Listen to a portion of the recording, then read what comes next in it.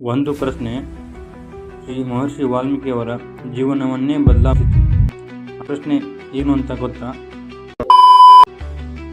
ಇವತ್ತಿನ ವಿಡಿಯೋದಲ್ಲಿ ದಾರಿ ತಪ್ಪಿದ ಒಬ್ಬ ವ್ಯಕ್ತಿ ಮಹರ್ಷಿಯಾಗಿ ಬದಲಾದ ಕತೆ ಮತ್ತು ರಾಮಾಯಣವನ್ನು ರಚಿಸಿದ ಆದಿಕವಿ ಯಾರು? ಇವತ್ತಿನ ವಿಡಿಯೋದಲ್ಲಿ ನಾವು ಮಹಾನ್ ಋಷಿ ಶ್ರೀ ಮಹರ್ಷಿ ವಾಲ್ಮೀಕಿಯವರ ಜೀವನ ಕಥೆಯನ್ನು ತಿಳಿಯೋಣ. ರತ್ನಾಕರನ ಜೀವನ. ವಾಲ್ಮೀಕಿ ಅವರ ಮೂಲ ಹೆಸರು ರತ್ನಾಕರ. ಅವರು ಅರಣ್ಯದಲ್ಲಿ ದರೋಡೆಗಾರನಾಗಿ ಬದುಕುತ್ತಿದ್ದರು.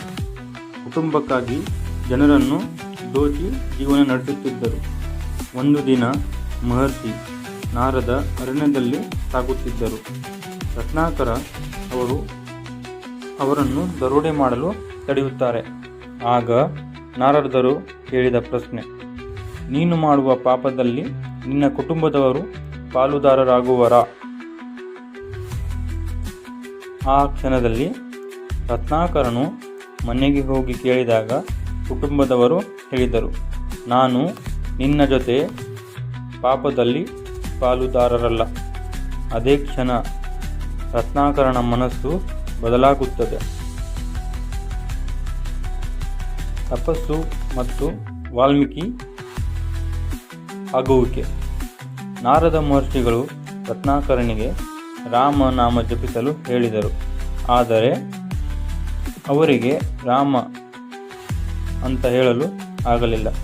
ಆದ್ದರಿಂದ ಮರ ಎಂದು ಜಪಿಸಲು ಹೇಳಿದರು. ಅವರು ದೀರ್ಘಕಾಲ ತಪಸ್ಸು ಮಾಡುತ್ತಾರೆ. ಅವರ ಮೇಲೆ ಒಂದು ಹುತ್ತ ಬೆಳೆಯುತ್ತದೆ. ಹುತ್ತಕ್ಕೆ ಸಂಸ್ಕೃತದಲ್ಲಿ ವಾಲ್ಮೀಕ ಎಂದು ಕರೆಯುತ್ತಾರೆ. ಅದಕ್ಕೆ ಶ್ರೀ ಮಹರ್ಷಿ ವಾಲ್ಮೀಕಿಯವರಿಗೆ ವಾಲ್ಮೀಕಿ ಎಂಬ ಹೆಸರು ಬಂದಿತು. ಇದು ಜೀವನದ ಬದಲಾವಣೆಯ ದೊಡ್ಡ ಉದಾಹರಣೆ.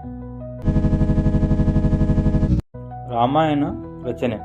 ಒಮ್ಮೆ ವಾಲ್ಮೀಕಿ ಮಹರ್ಷಿಗಳು 2 ಕ್ರೌಂಚ ಪಕ್ಷಿಗಳನ್ನು ನೋಡುತ್ತಾರೆ.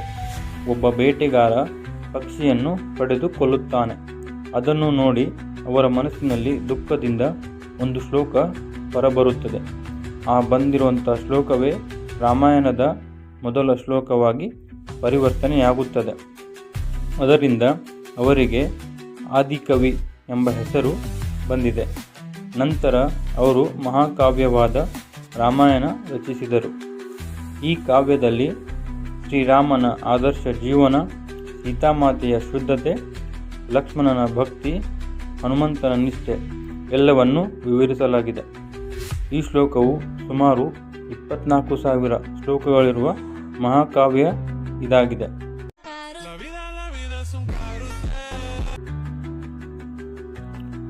ಸೀತಾಮಾತೆ ಅವರಿಗೆ ಆಶ್ರಯ ಮತ್ತು ಲವಕುಶರಿಗೆ ವಿದ್ಯಾಭ್ಯಾಸ.